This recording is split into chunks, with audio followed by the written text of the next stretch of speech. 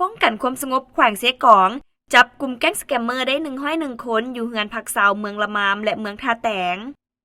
ข่าวแขวงเสกองรายงานว่าวันที่22มิถุนายน2026เจ้าหน้าที่วีซ่าเฉพาะป้องกันความสงบแขวงเสกองสมทบกับกองบัญชาการทหารแขวงและองค์การอัยการประชาชนแขวงได้บุกเข้ากดค้นเฮือนพักเซาในเทศบาลเมือง9จุดคือเขตบ้านเพียใหม่บ้านนวลมีไซบ้านโผนบ้านโพไซเมืองละมามและบ้านท่าแตงเหนือเมืองท่าแตงผ่านการกดค้นพบเห็นและจับกลุ่มเป้าหมายทั้งคนต่างประเทศทั้งหมด101 คนหญิง6 คนรวมมี3สัญชาติคือ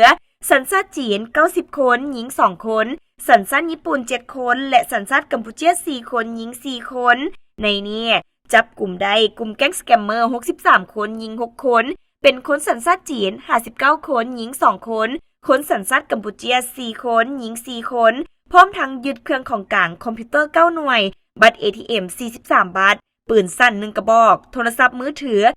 1,331 หน่วยเงินเกียม62 ล้านเกียมเงินดอลลาร์ 4,011 ดอลลาร์เงินกัมพูชา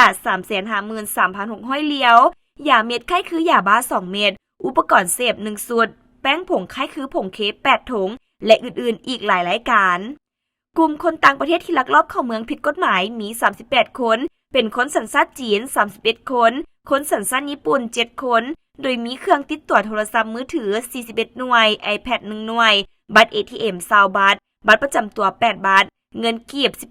18,749,000 เกียบเงินดง 670,000 ดงเงินดอลลาร์195 ดอลลาร์ใส่คอไข่คือเงิน1 เส้นและใส่แขนลูกปัด1 เส้นปัจจุบันทางเจ้าหน้าที่เกี่ยวข้องยังสืบต่อดำเนินการสืบสวนสอบสวนผู้ต้องหาทั้งหมดให้ละเอียดชัดแจ้งเพื่อขยายผลเก็บกำข้อมูลและนำเอาเจ้าของสถานที่พักเซาที่เปิดบริการมาสืบสวนสอบสวนและดำเนินคดีตามระเบียบกฎหมาย